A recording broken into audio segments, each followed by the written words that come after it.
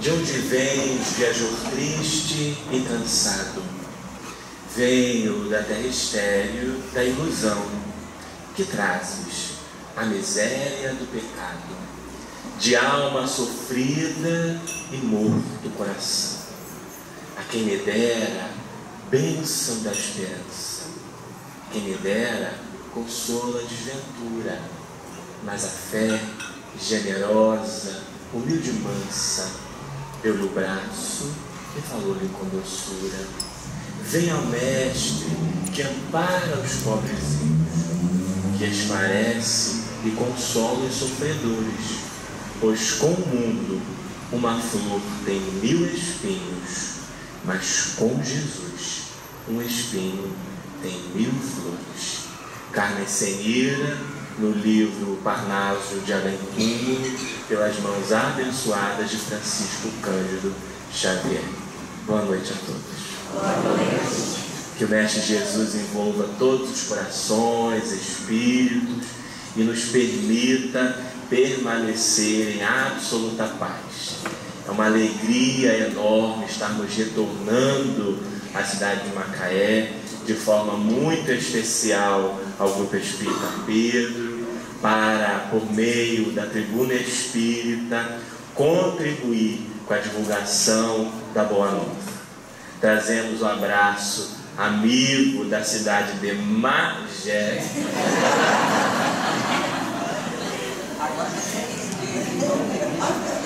aonde nós, desde muito pequeno, conhecemos o Espiritismo ainda na barriga e fomos evangelizados, evangelizador e uma série de outras coisas mais.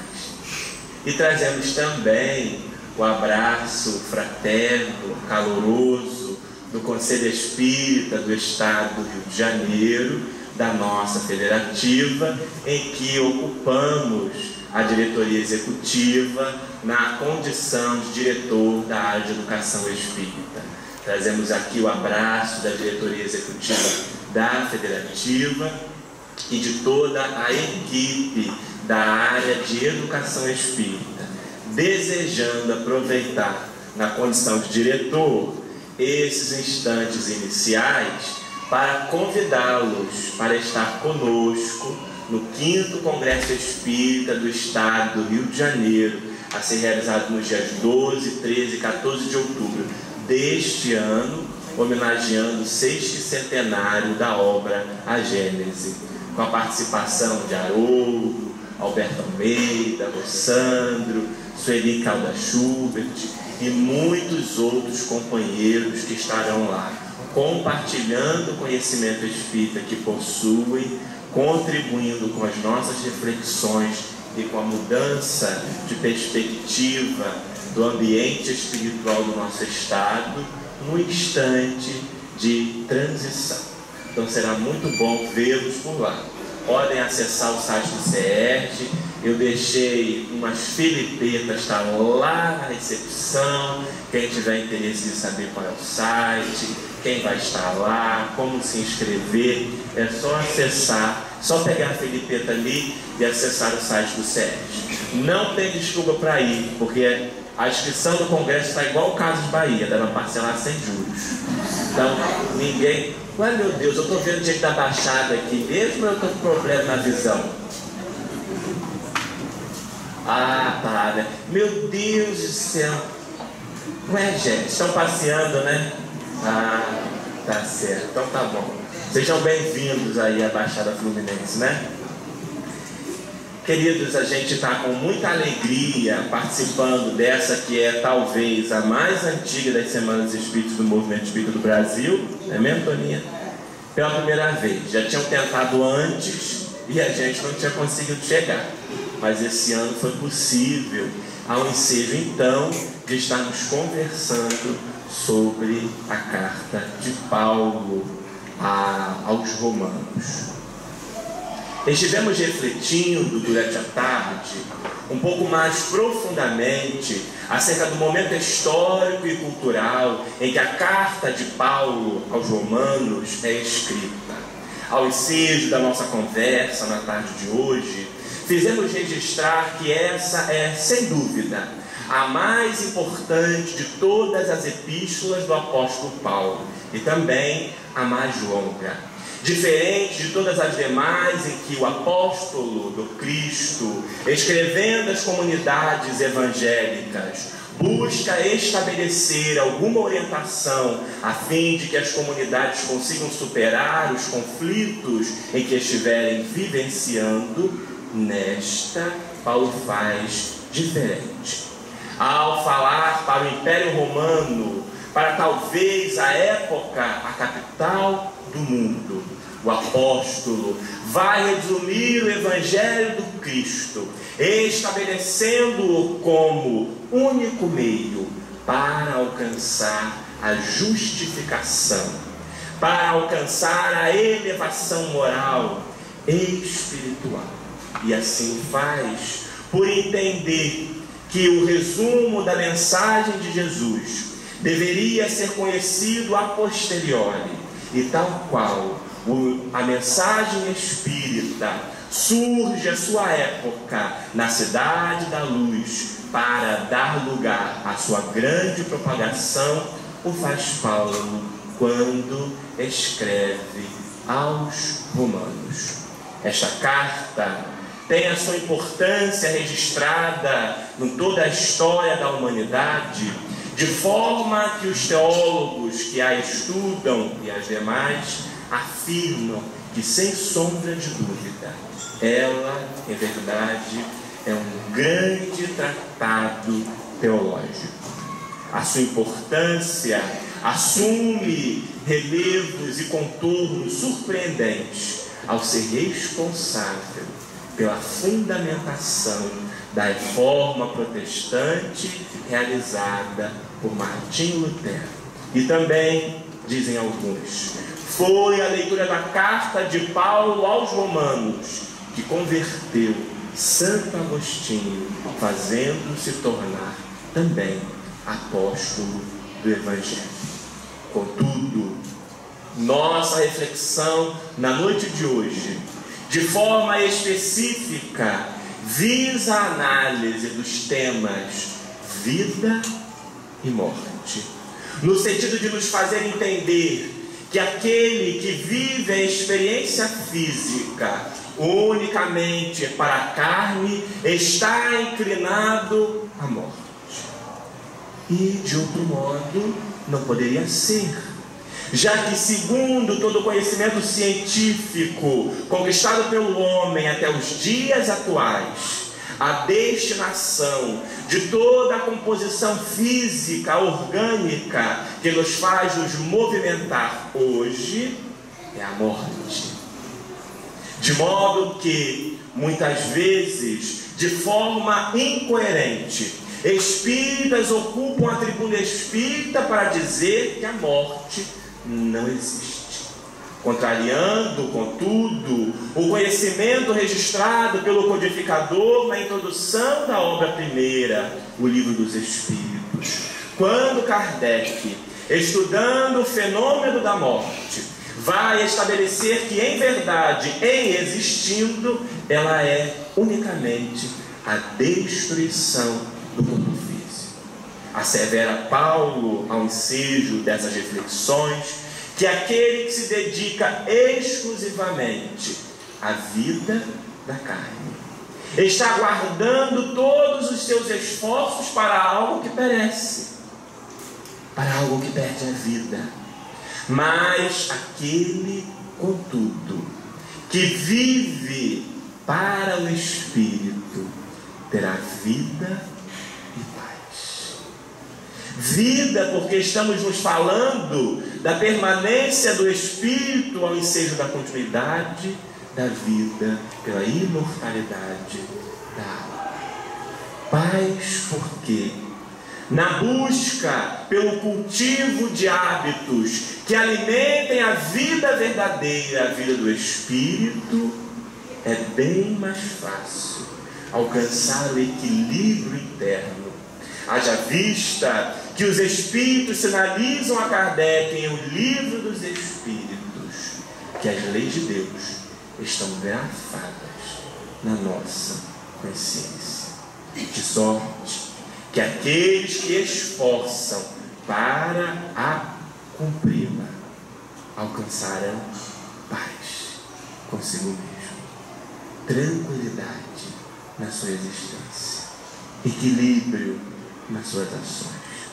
Talvez, entretanto, refletir sobre a temática do cultivo de hábitos para o corpo e do cultivo de hábitos para a vida, inserida esse trecho no contexto daquilo em que Paulo, ao estabelecer na carta aos Romanos como tônica do seu diálogo, estaria ele nos incentivando a entender as propostas de Deus para a vida em equilíbrio com as leis divinas. Aquele que tem curiosidade, aquele que conhece o texto de Paulo aos Romanos, vai perceber o seu grande esforço em mostrar nesta carta a relação de Deus com o homem. Uma relação que há de espelhar as demais relações do homem com o próximo. A forma como nos relacionamos com o Criador dita os rumos, os caminhos da nossa vida de relação. Se nós entendemos Deus como o soberano e nos vemos como súdito dele, passamos a nossa existência escravizando aquele que nos rodeia.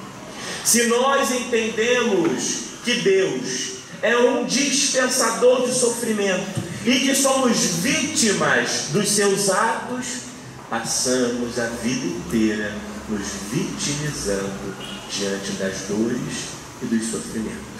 Entretanto, alerta Paulo, se entendermos que Deus nos ama e que nada há de nos apartar do amor de Deus, estabeleceremos relações com aqueles que nos visitam mais equilibradas, mais sadias.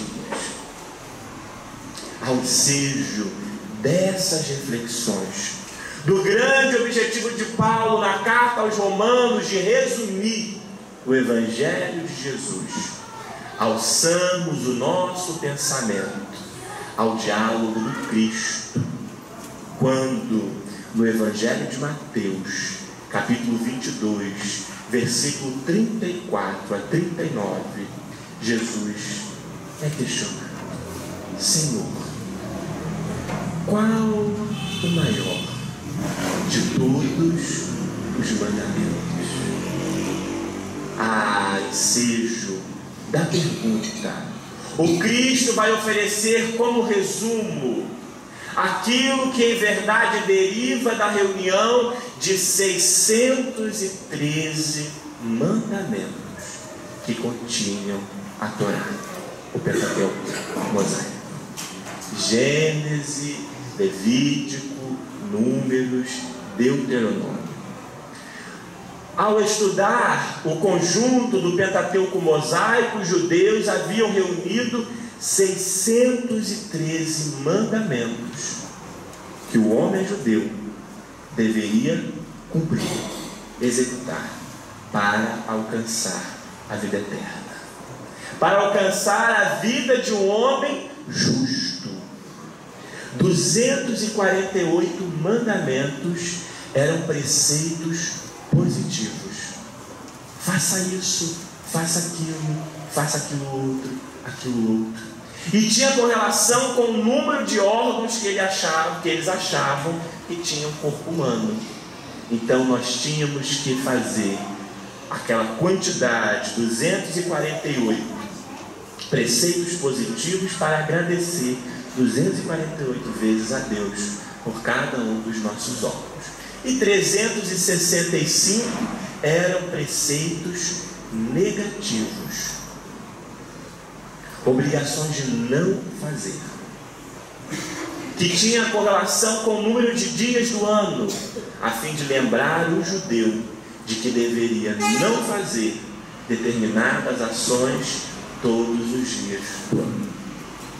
Mas, como seria muita coisa para o Cristo responder ao questionamento daquele doutor da lei, Jesus oferece um resumo. Eu tenho para mim que o Cristo já tinha em seu DNA um jeito brasileiro de ser, porque só brasileiro para resumir 613 mandamentos em 2. É muita agilidade, é muita perspicácia. E o Cristo vai então dizer um trecho do livro de Deuteronômio, capítulo 6, versículo 5. Amarás o Senhor teu Deus de todo o teu coração, de toda a tua alma, com todas as tuas forças. É interessante que parece redundante. Amarás o Senhor teu Deus de todo o teu coração, de toda a tua alma. Porque em verdade, o coração para aquele povo não era apenas a sede do sentimento, como nós simbolicamente fazemos crer hoje. Ele era também a sede da inteligência. Hoje, quando fala de inteligência, e qualquer gesto, qualquer coreografia que a gente faça, a gente sinaliza o cérebro. E o sentimento a gente sinaliza o coração. Mas naquela época, o coração era a sede do sentimento e da inteligência. Por isso, amar a Deus de todo o teu coração. Ou seja, com sentimento e inteligência. Amarás o Senhor teu Deus de toda a tua alma. Porque para eles a alma era, em verdade, a integralidade do ser. Era a união de espírito e corpo. Então, amar a Deus com o seu espírito e com esforços físicos e com todas as suas forças. A força, naquela época, estava diretamente ligada com os recursos materiais que o indivíduo era capaz de ter. Tinha força quem tinha dinheiro. Então, com todas as tuas forças, ou seja, colocando todos os teus recursos a serviço do Senhor. Mas Jesus há de completar com o texto do livro de Levítico, capítulo 19, versículo 18. E ao teu próximo como a ti mesmo. Quando Cristo resume os 613 mandamentos da Torá, nesses 2 trechos, ele faz surgir uma tríade, uma proposta, uma relação de exercício de 3 amores: amor a Deus, amor a si e amor ao próximo. Alguém pode estar pensando assim: mas a proposta não é conversar sobre a carta de Paulo aos Romanos, e ele está falando tanto do Novo Testamento, e ainda trazendo tantas reflexões acerca do Velho Testamento. É isso mesmo, não estou obsediado não, viu?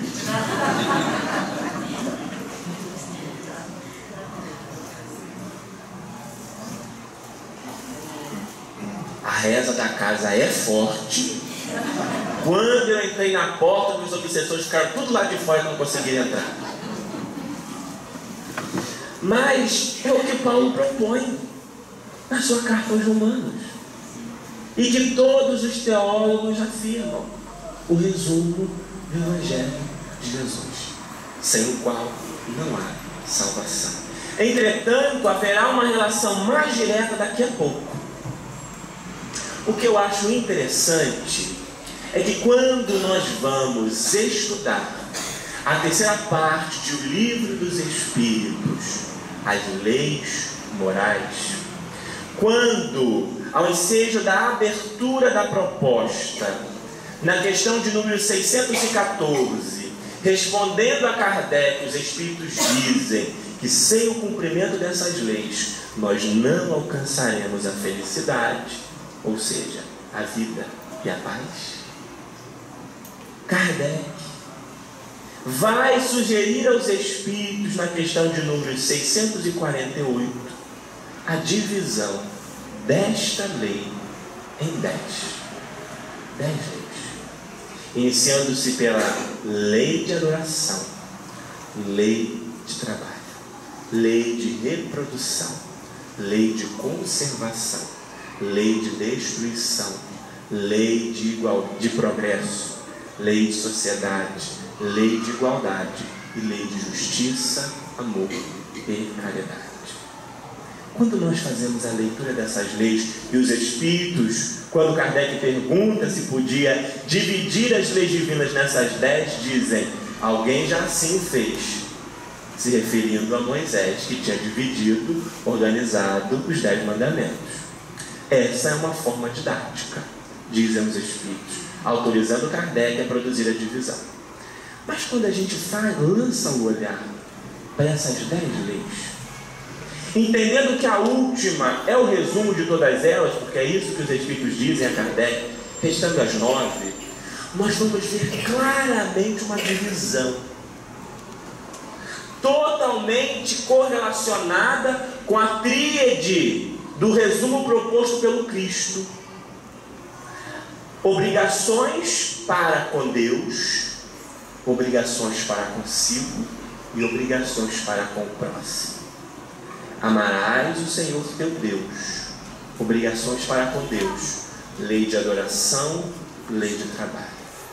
Amarás a si mesmo, lei de reprodução, lei de conservação, lei de destruição. E ao próximo como a si mesmo, lei de sociedade, lei de igualdade. A relação com o outro. Nós encontramos a materialização da proposta do Cristo nas 9 leis que Kardec estabelece no Livro dos Espíritos como nossa proposta de reflexão, de estudo.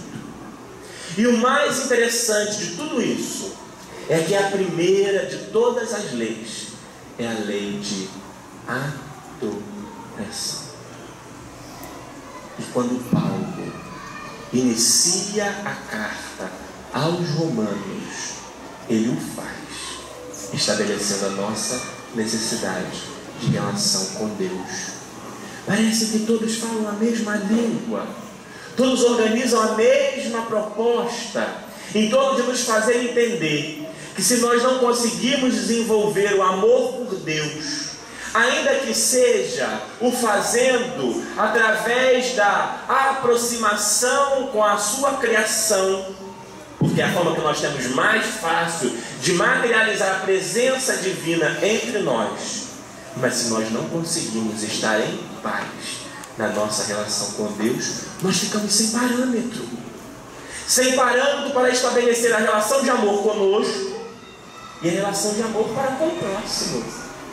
Então a lei de adoração, estabelecendo, entre outras coisas, que no gesto da oração nós nos aproximamos de Deus, educando o nosso espírito, a nossa alma.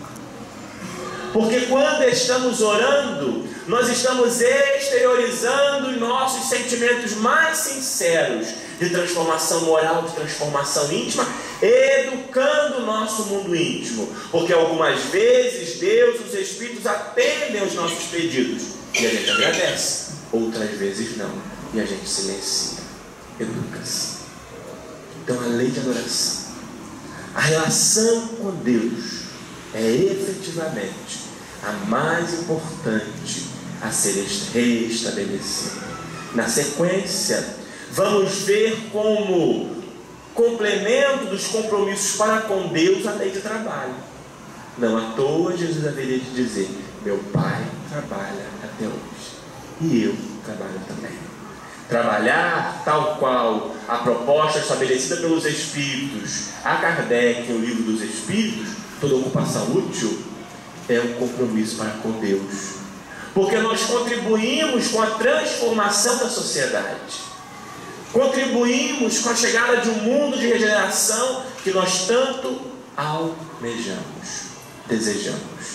Essas duas leis, então, estabelecem o compromisso nosso com Deus, cumprindo a primeira parte da proposta de Jesus ao resumir os 613 mandamentos da Torá: amor a Deus. Na sequência, é preciso que a gente desenvolva o amor a si. E aí surge como primeira lei, como primeira obrigação do homem para consigo mesmo, em O Livro dos Espíritos, materializando a proposta divina, a lei de reprodução, sem a qual nós não conseguimos existir. Um compromisso, então, para conosco.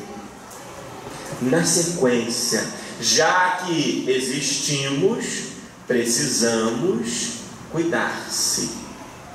Então vem a lei de conservação, estabelecendo a nossa necessidade de cuidar do corpo e de cuidar do espírito.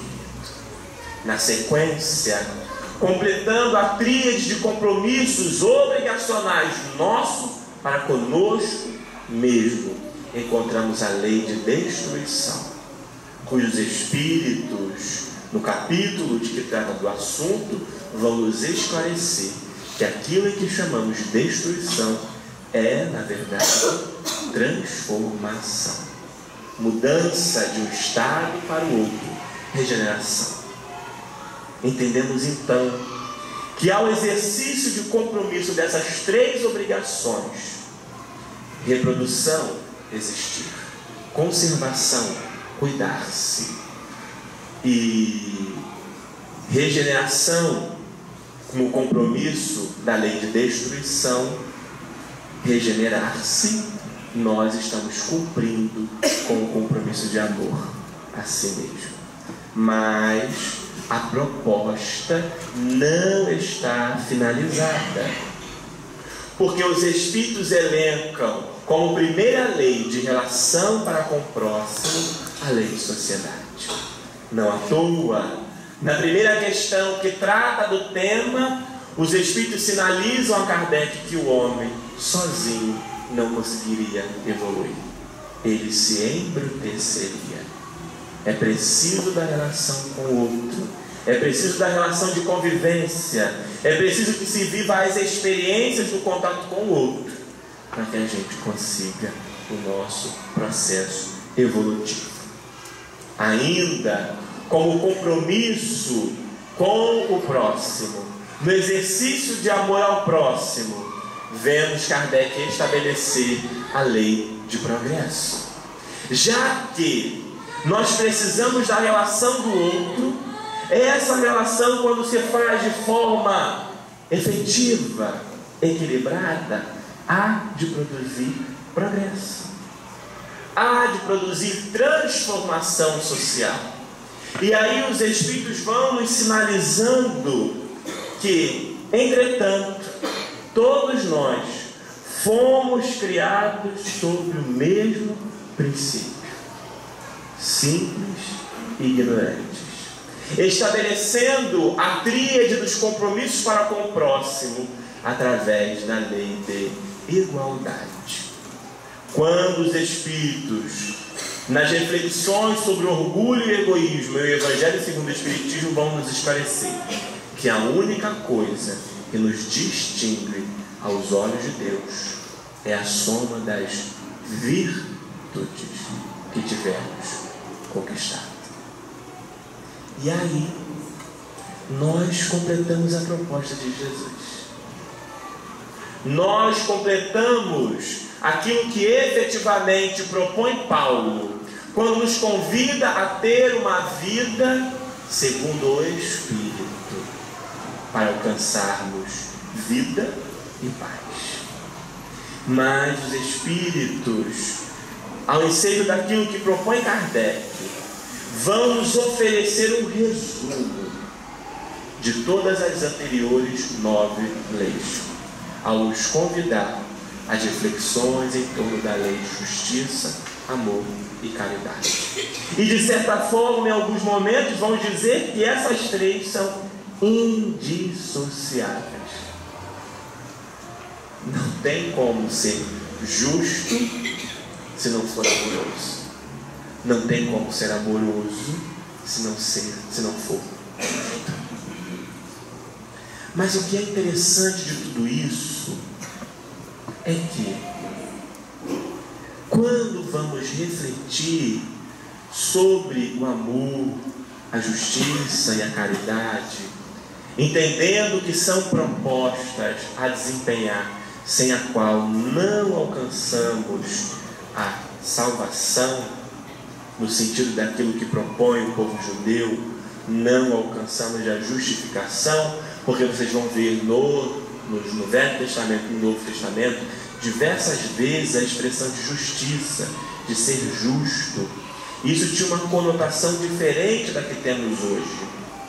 Hoje a justiça é sinônimo de análise, de comparação de quem está com a razão. Ah, é fulano, então a justiça está com ele, vamos dar o direito a ele, e assim vai. Mas naquela época, justo era ser homem de bem. Alcançar a justificação, alcançar a justiça, era ser um homem de bem. E quando a gente reflete sobre tudo isso, eu me recordo de um convite proposto também por Mateus, no capítulo 5 de seu Evangelho, quando ele analisa a questão do amor ao próximo, a questão da prática das leis de Deus, sobre outra ótica. Porque ele registra no versículo 43 a 45 do capítulo 5 de seu Evangelho, que Jesus teria dito assim: ouvistes o que foi dito, amarás o teu próximo e odiarás o teu inimigo. Eu, porém, vos digo: amai os vossos inimigos. É muito interessante, porque Jesus começa mais uma vez dizendo que não está trazendo nada novo. Porque ele diz assim: ouvistes o que foi dito. Ou seja, alguém já disse, mas vocês não entenderam. E o que foi que esse alguém disse? Amarás o teu próximo e odiarás o teu inimigo. Mas aí Jesus traz uma nova proposta. Eu, porém, vos digo: amai os vossos inimigos. Vocês vejam que tem uma brusca mudança. Porque primeiro, na primeira parte, os tempos verbais estavam no futuro. O amor ao inimigo, o amor ao próximo no futuro, e o ódio ao inimigo no futuro. Amarás o teu próximo e odiarás o teu inimigo. Na segunda parte, o Cristo propõe o verbo no imperativo, o presente: amai. E é interessante que ele vai estabelecer apenas referências ao inimigo.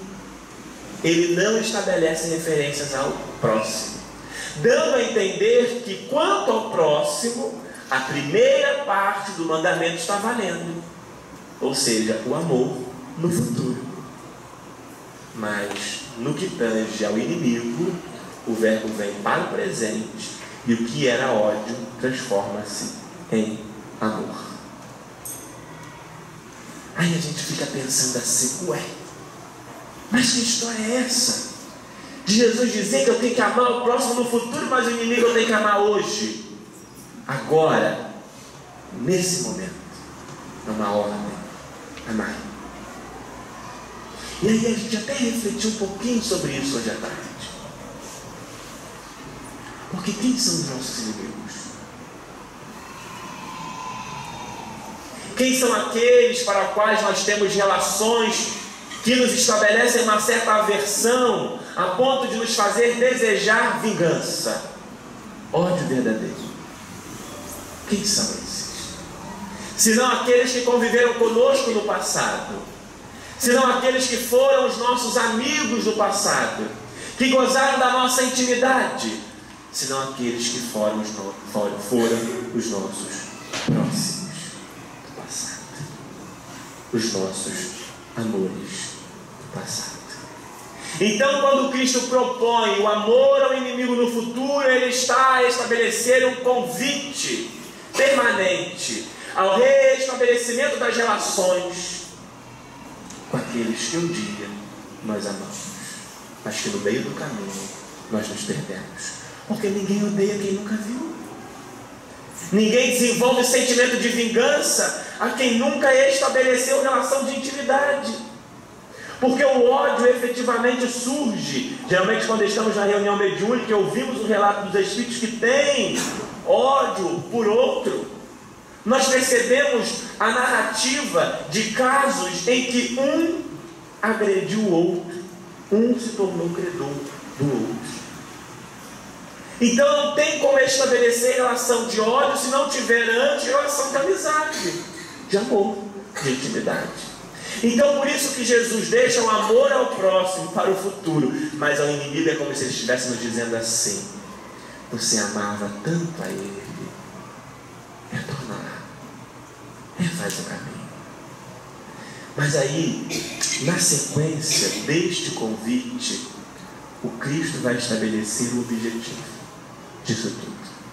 Ele vai dizer assim: para que vos torneis filhos do vosso Pai. A condição para se tornar filho do Pai é amar aos inimigos. E aí Jesus continua de forma muito intrigante, dizendo assim: já que o seu sol nasce sobre maus e bons, e cai chuva sobre justos e injustos. Vocês perceberam o que o Cristo propôs? Analisando figurativamente essas duas expressões, o sol seria algo que ilumina o caminho, que aquece, que fortalece, que incentiva o progresso. E aí Jesus diz que o sol nasce para os maus e para os bons. E a chuva, no sentido de adversidade, de sofrimento, de problema, vem para os justos e os injustos. Os justos são os bons e os injustos são os maus. Ou seja, Jesus disse que o sol nasce primeiro para os maus, depois para os bons. E a chuva, que é ruim, nasce primeiro para os bons e depois para os maus. Será que não tinha nenhum sentido? Jesus só mudou para ficar mais poética a expressão? E o que é mais interessante é que Jesus diz que o seu sol, ele acabou de falar de Deus, então o sol de Deus.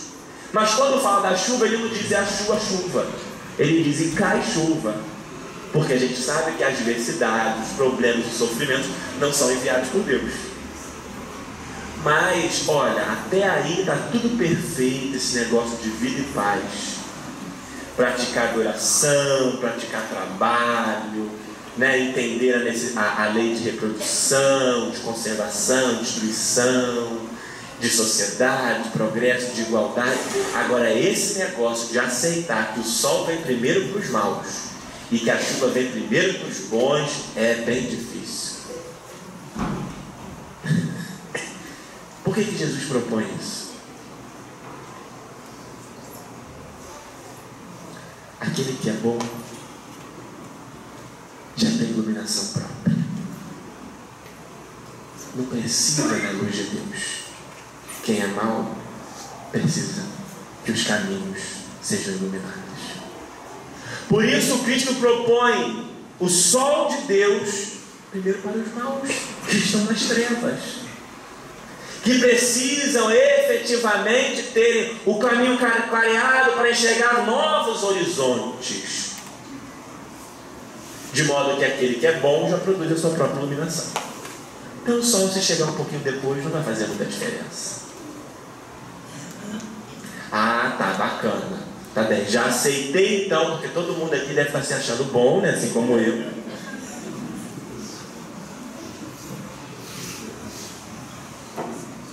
Já aceitei então que eu sou bom, né? Então, como eu produzo a minha própria iluminação, a sol pode nascer para mim depois.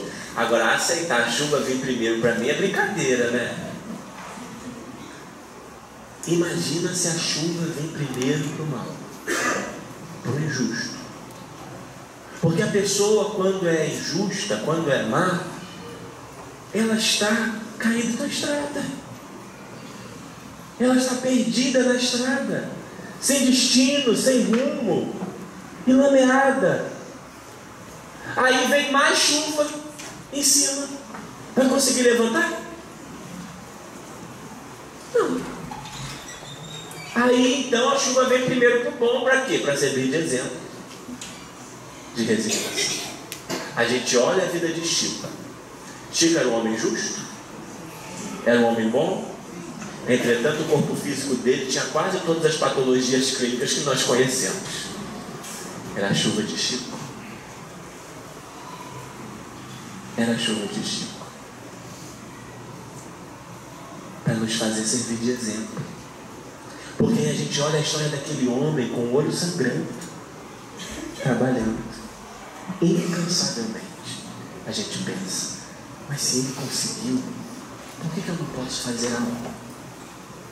É a chuva de um homem justo que nos serve de exemplo. Tem uma história interessante de Teresa d'Ávila. Ela foi uma grande caravaneira e erguia ao seu tempo, reunindo donativos, muitas instituições de caridade. Certa feita, ela precisava viajar a uma cidade a fim de buscar alguns donativos para uma dessas organizações que estava precisando muito. E ela olha o tempo demonstrava que iria chover.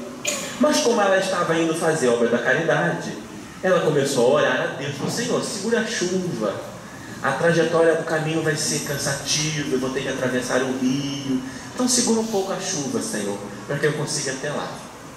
E ela começa a caminhar, e o tempo começa a mudar.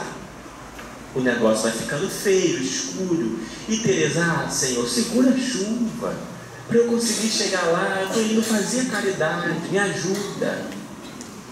E o negócio vai ficando esquisito. Até que no instante em que Teresa vai começar a atravessar o rio, a chuva cai mesmo. E Teresa ora: Senhor, faz a chuva cessar. Eu preciso atravessar esse rio para pegar os donativos.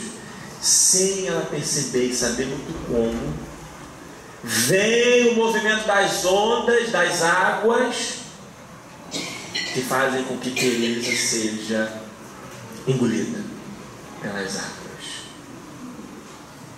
Mas de repente, ela percebe nitidamente uma mão que se aproxima, a ergue e leva à beira-mar. E aí, ela percebe a presença de Jesus. E Jesus vai dizer para ela: vê, Teresa, como eu trato os meus amigos. E ela, com a característica bastante descontraída dos espíritos superiores, a dizer: ah, Senhor, por isso que você tem tão poucos. Precisa me jogar na água para depois me levantar? É a chuva de uma mulher justa, que mesmo diante da tempestade não desiste do seu objetivo. Se desejamos ser cumpridores do Evangelho para herdarmos vida e paz, precisamos refletir muito acerca das leis de Deus, entendendo a necessidade de exercício desses três amores: por Deus, por nós mesmos e pelo próximo, a fim de cumprirmos a sua proposta. É assim que, refletindo sobre a carta de Paulo aos Romanos, a qual deixamos o grande incentivo de que todos a busquem para ler, nós consigamos absorver estímulos para a nossa transformação íntima. Buscando o exemplo deste homem missionário, que transforma numa mesma existência a sua vida de perseguidor para perseguido, como modelo para as nossas ações a serem buscadas e executadas. Entendendo que na mensagem espírita encontramos ao incentivo do Consolador da terceira revelação os estímulos necessários para a nossa transformação moral. Isso porque o Espiritismo é uma luz gloriosa, divina e forte, que clareia toda a vida, ilumina além da morte. É fonte generosa de compreensão compassiva, derramando por toda parte as bênçãos da vida. É árvore verde farta, os caminhos da esperança, toda aberta em flor e fruto, de verdade e de bonança. É o templo da caridade, em que a virtude oficia e a bênção da verdade é flor de eterna alegria. É a caridade bendita do bem que aniquila o mal, o chamamento sublime da vida espiritual. Se buscas o Espiritismo, norteia-te em tua luz. O Espiritismo é uma escola e o mestre amado é Jesus. Casimiro Cunha, pelas mãos abençoadas de Francisco Cândido Xavier, na obra Parnaso de Além Túmulo. Graça e paz da parte de Deus, nosso Pai, e do nosso Senhor Jesus Cristo.